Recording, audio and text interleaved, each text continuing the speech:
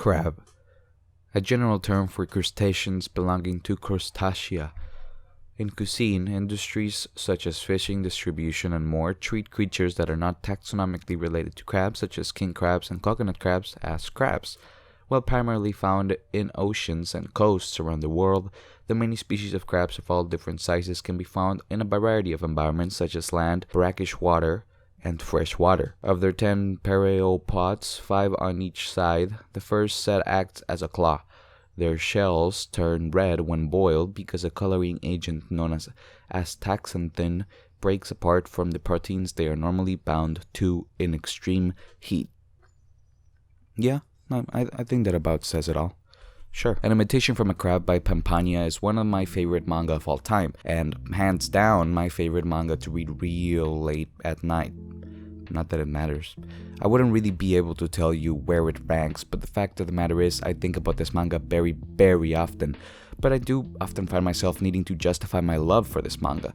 It just doesn't seem to hold its own when compared to all of the manga in my top 10 list, which is composed of multiple volume epics filled with nuanced philosophical questions, solid character writing, and pivotal emotional moments that usually relate in some way to crucial moments in my personal life. In comparison to that, a 1 volume manga about nothing in particular seems pretty underwhelming. But, like with all things, there is most definitely something about An Invitation from a Crab, and Pampania in general, that keeps me coming back for more, even if that more is the exact same manga with the exact same stories.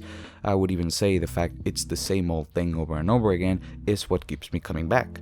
What makes for an optimal late night media experience? I think I asked something akin to this in another video, but I'll reiterate anyways. The ultimate book or show or music to listen to real late into the night are the ones which you don't necessarily need to pay attention to, but that do still contain within them enough nuance to let your brain go wild with random thoughts slinging each other across the inside of your brain, eventually slamming into a wall and becoming paralytics on impact. The optimal late night media experience should let your often pesky idle thoughts run wild while also providing some degree of entertainment. If you've read or were to read An Invitation from a Crab, you would quickly realize that it's pretty much built to be the type of manga you read late at night. That's not to say you can only enjoy it late at night, but the type of stories that are told in the manga as well as their presentation are very much the kind of random half-baked dreams intermixed with semi-sensical thoughts we have as we begin to doze off. Matter of fact, the stories from the manga aren't really stories at all, more just a variation of thoughts or bizarre scenarios that are narrated from a pretty laid-back and contemplative perspective. It's also not like the manga is void of any nuance. If you were to try and read into the stories more than their presentation lets on, chances are you would have some pretty interesting observations. What I love about An Invitation from a Crab is the fact that while the random thoughts that are used as the center point of each story seem insignificant on the surface, they usually hit close to home when it comes to portraying the random thoughts the author has, meaning that the random thoughts the author has in each chapter can usually be relatable either through the scenario the thought is playing out in or the ultimate conclusion to that thought, in turn making those seemingly meaningless chapters way more memorable. All of this is also backed up by the fact that the art is dynamic and is able to carry one half of the meaning behind each chapter. Or, to phrase it differently, the art is able to enhance a particular feeling a chapter is trying to relay. Take for example the chapter in which our unnamed, genderless main character accidentally gets off at the wrong station. The way in which the background is drawn is often overbearing, almost drowning out the main character completely.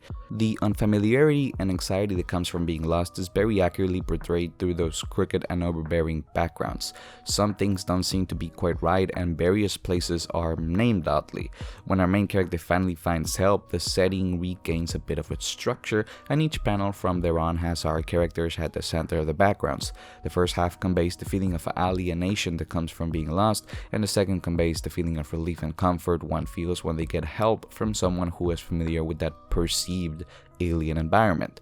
But that's not all. Towards the end of the chapter, it is revealed that our main character was actually astral projecting, and they had left their body behind on the train because they were so flustered from realizing they had missed their station. This aspect of the chapter is there in order to reference back to those dreams we often have in which we're lost in an environment that is slightly off and from which there seems to be no real exit. I used that chapter as an example because it's basically the middle ground for the type of stories Invitation from a Crab has, either random thoughts that seem vapid but might have some hidden depth to them, or slightly lucid dreams that seem vapid but might have some hidden symbolism to them. An Invitation from a Crab being about nothing in particular is what makes it memorable, not because it's crazy or abstract, but because the different idle thoughts that are presented are always presented with the option to read as much as you want into them. The story about the protagonist's grandma giving them more and more complex toys as they grow older could simply be a little joke about a false impression that grandma has of her grandkids' changing tastes, or it could be some kind of commentary on the inevitable disconnect between generations that inevitably comes from trying to understand those other generations. Wait, you might ask, aren't those two basically the same thing? So you catched on then.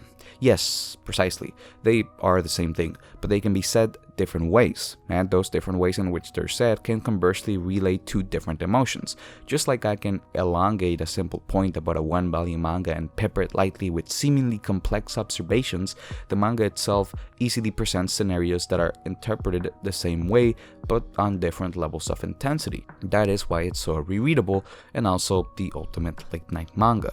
Close your eyes and imagine for a second. You lay down. You got some lo-fi hip-hop on in the background. The nice summer breeze is gently seeping in as you lay there in your booty shorts and tank top. You are the anime girl. The clock reads... Is it reads your spell? The clock reads 2 a.m. You're tired, but you don't want to let go of your sweet weekend quite yet. Tomorrow is Sunday, sure, but we all know Sundays don't really count, so you just keep laying there, fighting the drowsiness. You need something to lull you to sleep, not something that knocks you out cold, but something that can put you down slowly, gently, that can help you come to terms with the fact that you can stay up no longer. You look around your room in order to find that thing, and there on your bookshelf stands Invitation from a Crab, the gray spine sticking out from the rest proudly, tantalizing you into giving it another read. You grab it and lay back down and open to a random chapter. The chapter is about a protagonist working in a factory in which they split coconuts in half all day. You read the whole thing, and by the end you're not quite sure if you actually read the whole thing, or if you read a story about a genius dolphin that was being used as a calculator and then went on to finish its career at MIT, or was it a story about the protagonist sailing a boat all the way to the Amazon just to leave a salamander there? Was the whole thing about all pineapples being imported, already canned from other countries, really a story? Does it even matter? The answer is no, but you're only able to accept it as you lose the grip on your stubbornness and you slip away into a gentle sleep. The ambiguity in Invitation from a Crab is what gives you room to come up with more complex emotions. In art, there is no right or wrong interpretation, and the fact that freedom lies at the core of each story makes the manga a blast to read late at night, right when the thoughts that fly through our mind begin to become more formless and inconsequential.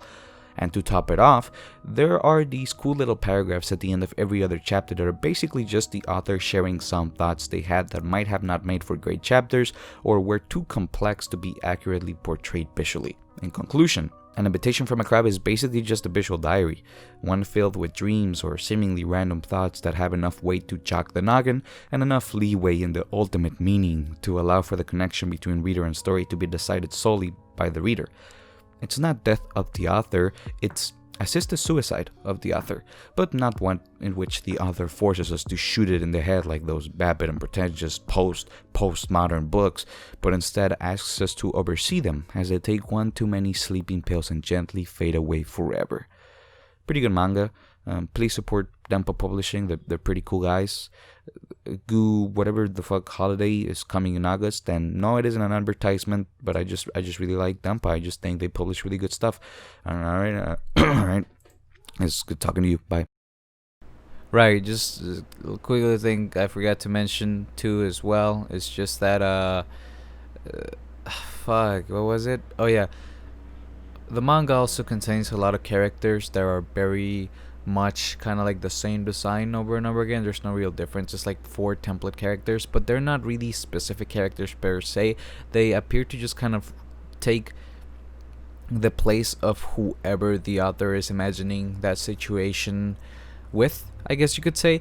So they're more just an aesthetic, kind of like even almost symbolic choice that the author makes, if that makes sense. It's very much kind of like, for this story, I think this specific shape will fit it best. And I think that's very much the case, because if you look at those characters, they are kind of just shapes, right? And they are kind of just symbols. So that's just another interesting thing that I forgot to write into the script, and I don't even know where I'm gonna put this. Maybe at the very end. I don't. Whatever. Fuck it.